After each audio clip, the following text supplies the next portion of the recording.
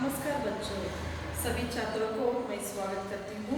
आज मैं चारवीं कहानी चारवीं पाठ बिंदा बिंदा पाठ को प्रस्तुत करने जा रही हूँ।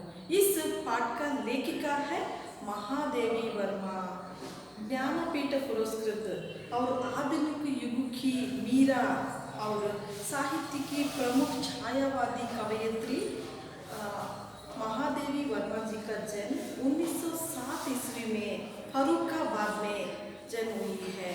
यह एक बिंदा एक पाठ रेख चित्र की तरह की एक पाठ है।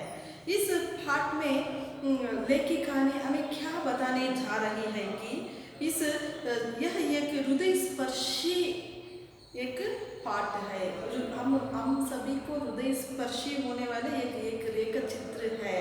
और बिंदा लेखिका के बचपन की सहेली है। बिंदा लेखिका महादेवी वर्मा जी की एक बाल्य की सहेली है और वह अपनी दूसरी माँ बिंदा की सहेली की माँ ने मर चुकी थी। उनके पिताजी ने दूसरी माँ को लाती है। वो कैसे सताती है अपनी सहेली बिंदा को, कैसे सताती है और खिलने से पहले ही मुरझाने जैसे। उन्होंने छोटेपन में ही और बहुत बड़े होकर खिलने के समय में भी उन्हें वो फूल मुरझाने के जैसे और असहाय रीति नीति से और निरीह बालिका महादेवी वर्मा के स्मृति पटल पर जीवित है। और बिंदा के माध्यम से बच्चों को क्या संदेश देती है कि लेखिका ने मातृ प्रेम से वंचित रहे बच्चों के बारे में, एक बिना माता पिता के से पाला पोसा हुआ बच्चों के बारे में, उसकी हालत के बारे में यहाँ बताने जा रहे हैं। और दूसरी माँ मीन्स सौतेली माँ की क्रूरता और क्रूर व्यवहारों के व्यवहार से दर्शाने उद्देश्य से इस रेखा चित्र का चयन किए गए हैं। बच्चों अपनी माता पिता के साथ बच्चे पालने समय कितने खुशी से रहते हैं, लेकिन वो माता जी मेरे पास नहीं है तो वो बच्चों को आगे के दिन में बहुत कष्ट से सहन पड़ती है। ऐसा ही इस कहानी में बिंदा के जीवन में अपनी दूसरी माँ सौतेली माँ आकर उसकी कितना सताती है। अंत में उन्होंने छोटेपन में ही अपने जीव को छोड़ डालती है। इस रेखा चित्र में उन्होंने लेखिका महादेवी वर्मा जी ने बिंदा के बारे में बहुत सुंदर से दिया हुआ है। शुरुआत इस प्रकार है, पाठ की शुरुआत इस प्रकार है। साबित सी आंखें वाली साबित करती है, उनके आंख देखने पर भी उनके आंखों में साबित हो रही है। कौन सी क्या हो रही है, क्या साबित हो रही है?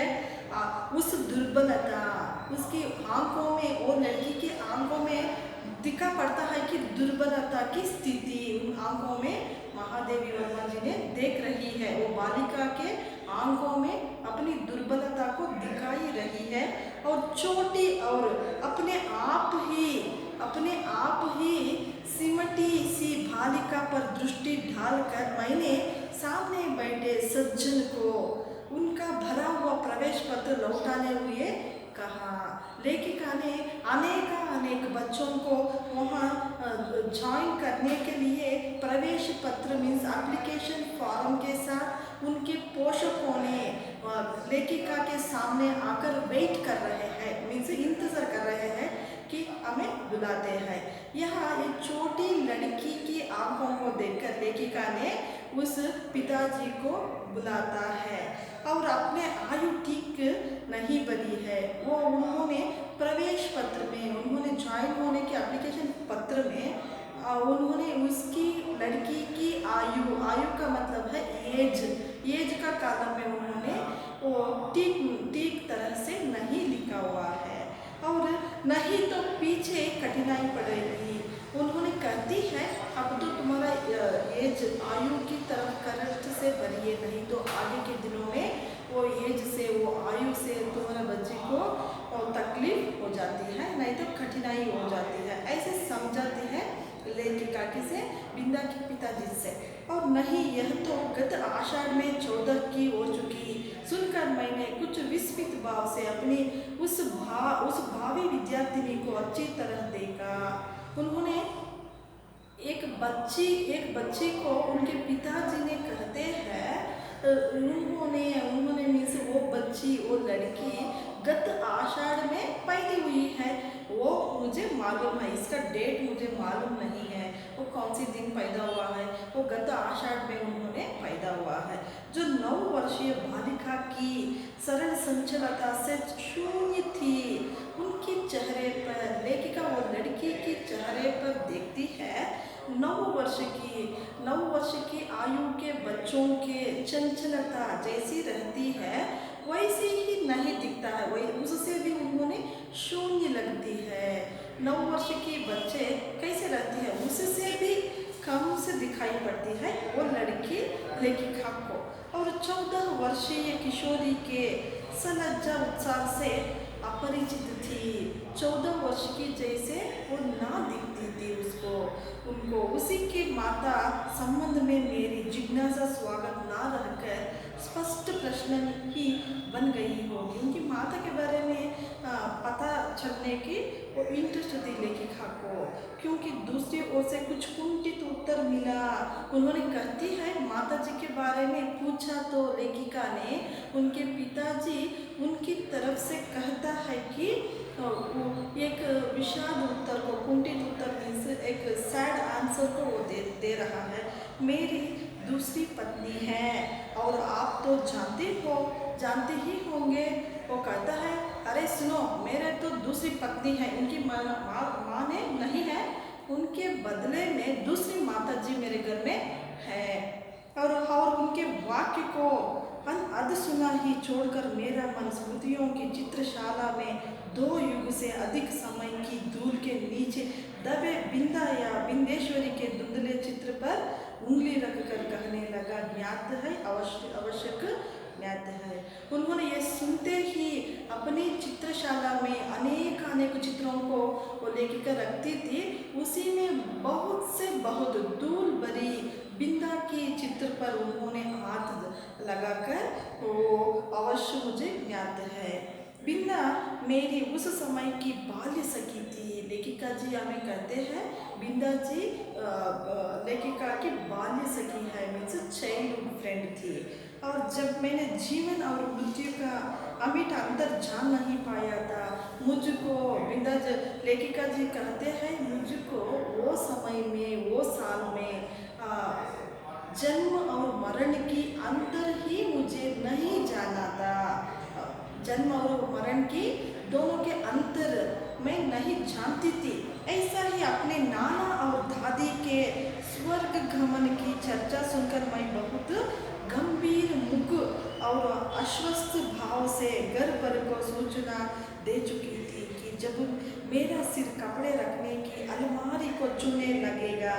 ऐसा ही मेरा दादा और मेरा दादी, मेरा नाना, ऐसे उनके स्वर्गगमन के बारे में पूछे तो भी मेरा सिर भी चिंता होकर उसी के अलमारी की तरफ मेरे सिर तो चुनने लगेगा।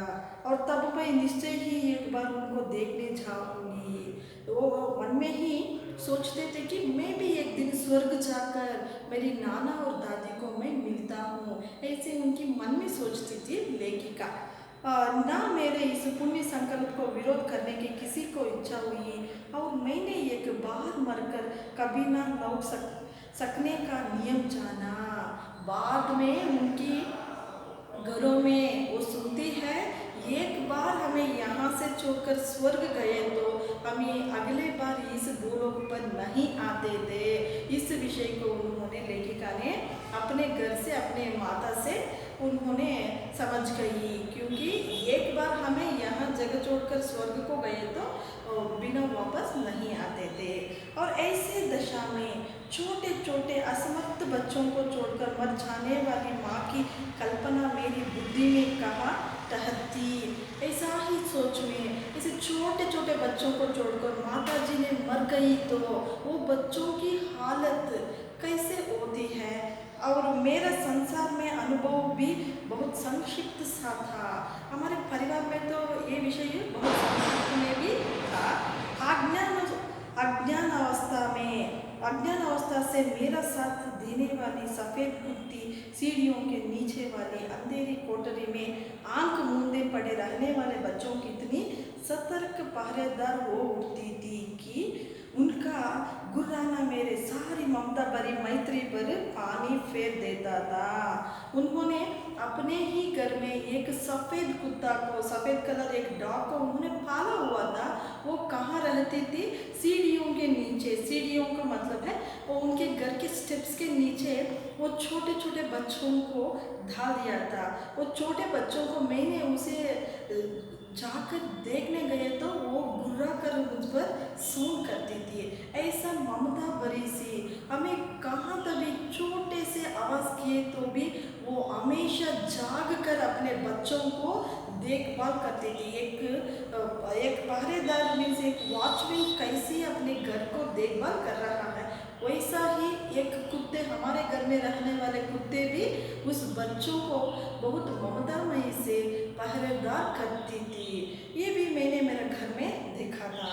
और भूरी पूसी भी अपनी चूहे जैसी निस्सहाय बच्चों को तीखे पैनी धामों में ऐसी कोमलता से दबाकर कभी लाती थी। ऐसा उनके घर में एक पूसी भी रहती थी। पूसी का मतलब है यहाँ एक कैट को भी पाला था। महादेवी वर्मा जी के घर में एक कुत्ते के साथ एक बिल्ली भी पाला था। वो बिल्ली भी अपने छोटे छोटे दांतों में उसके बच्चों को पकड़कर, कितने हौले से उसके बच्चों को पकड़कर एक जगह से दूसरे जगह को कैसे लेकर जाती थी। उसकी कोमलता कितनी अच्छी है, उसे भी मैंने मेरे घर में देखा था। और उनके कहीं एक दांत भी ना चुभ पाते थे। उन्होंने अपने दांतों की सहायता से पूरे के पूरे शरीर को, अपने छोटे बच्चों को एक जगह से दूसरे जगह ले जाने समय अपनी दांतों से एक चुभा भी नहीं थे। उतना सॉफ्ट से, उतना कोमल से वो बच्चों को पकड़ कर जाते थे। ऊपर के छत के कोने पर कबूतरों का और बड़ी तस्वीरें के पीछे गौरैया का जो घोंसला था, उसमें खुली हुई छोटी छोटी चोंचों से उनमें सावधानी से भरे जाते दोनों और कीड़े मकोड़ों के भी मैं अनेक बार देख चुकी थी। उनके ऊपर में रहने वाले घर में एक तस्वीर के पीछे मीन्स एक मिरर थे। वो मिरर के पीछे एक घोंसले बनकर गौरैया और कितनी चिड़िया वहाँ रहती थी। वो घोंसले में, उसके घोंसले में रहने वाले बच्चों को अपनी चोंचों से उन्होंने, माता पिता वो पक्षियों ने क्या करते थे, बाहर से छोटे मोटे ऐसा आहार को लेकर अपने चोंच से छोटे बच्चों को चोंच में आहार को रखकर अपने पेटों को भरते थे। कितना उल्लास से रहते थे। एक कुत्ते की तरफ से देखे तो कुत्ते अपने बच्चों से कितना प्यार करते थे। और पूसी कैट बिल्ली ने अपने बच्चों को कैसे पालन पोषण करती थी, ऐसा ही चिड़िया ने, हमारे घर के ऊपर रहने वाले चिड़िया ने भी अपने बच्चों को कैसे पालन पोषण करती थी। ये सभी प्यार भरे घर में लेखिका रहती थी। ये सभी को उन्होंने पहचानती थी, कैसे ये बच्चों को पालन करते हैं। ऐसा बच्चियों को हटाते हुए रंबा कर घर को यह